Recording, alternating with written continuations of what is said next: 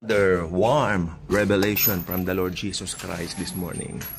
So, samahan niyo po ako pag-aralan natin ang kanyang mga salita. Okay? Makinig po tayong mabuti na napaka-importante po na nagpe-pay tayo ng attention kapag ganitong may mga Bible studies tayo. Okay? So, yes. It's all about the world.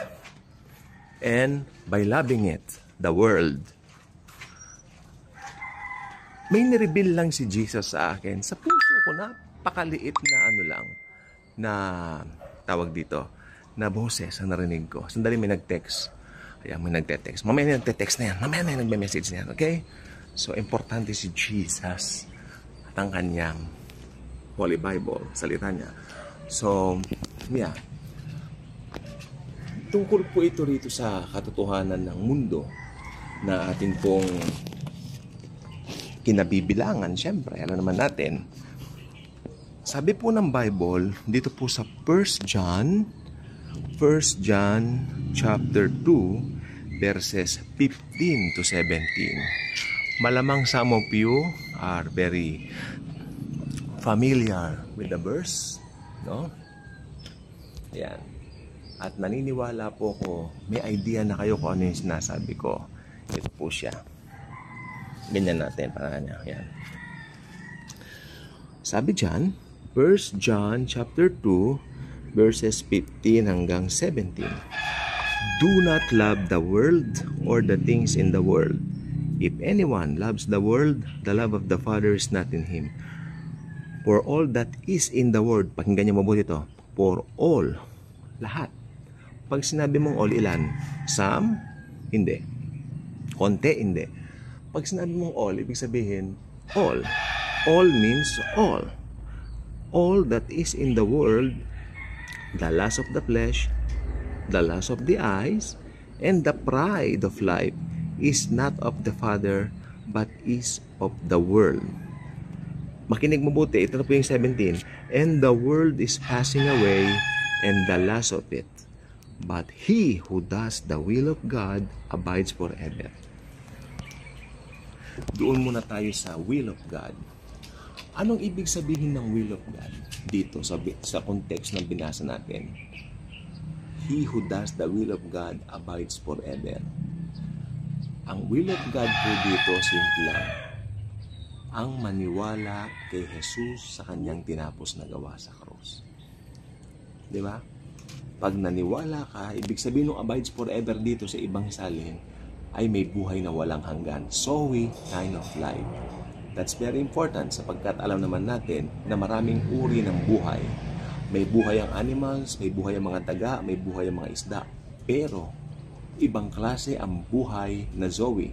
May buhay din ng mga tao, pero ang buhay ng mga tao dito sa lupa ay walang pinagkaiba sa buhay ng mga aso. Di ba? Sapagkat pag namatay lahat, tao man o hayop, magiging buto o balangkas o kalansay, hindi ba? Magiging abo. Pero ang espiritu, diyan tayo lamang. Meron tayong espiritu. Ito yung binabanggit dito na Zoe kind of life. Kaya po sinabi dito, do not love the world and the things in the world. Dahil, ito yung revelation, ito yung nireveal sa akin kanina. Dahil gugunawin ko lang ang mundo, pas mamahalin mo. Yan ang sabi sa akin. Dating ang panahon, anak, gugunawin ko ang buong mundo, tapos mamahalin mo. Ano ka? Hello? Joke. Hindi. Parang ganun sabi niya, anak, I will destroy the whole world pagdating ng panahon. Kaya hindi worth it na itong mahalin mo. See? Diba? Pero gusto ng Panginoon while here, we have to enjoy life, siyempre. Pero iba yung level ng minamahal mo na ang daigdig. Parang as if ito na lang ang buhay mo. Di ba? So, we really need to, ang tawag dito, pay special attention sa mga ganitong preachings. We really need.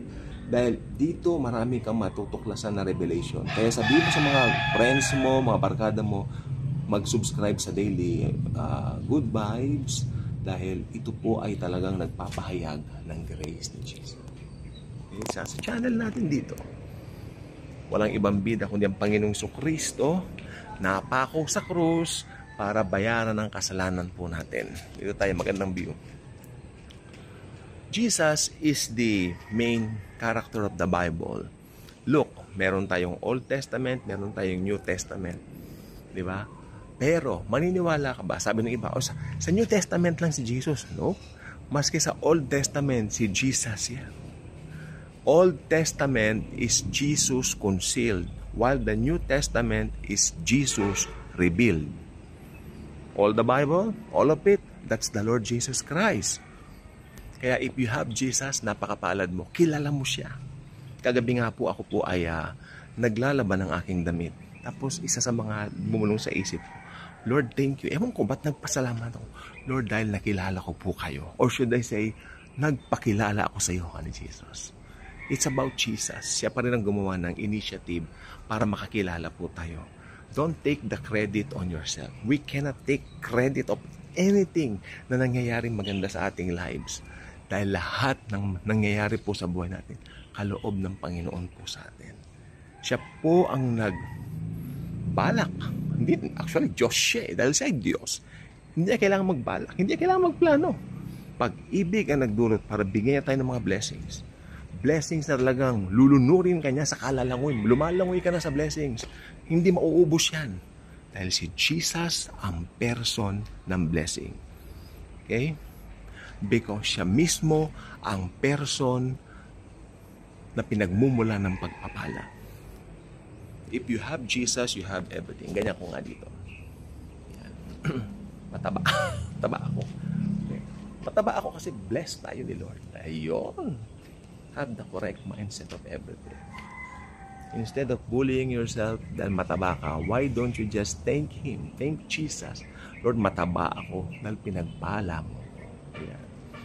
You have the correct mindset. Yung do not love the world, simple lang naman po yun eh. Pag masyado mo nang minahal ang mundo kaysa kay Jesus, dumarating po yan. Pero si Jesus po kasi siya nagbibigay sa atin ng mga blessing natin.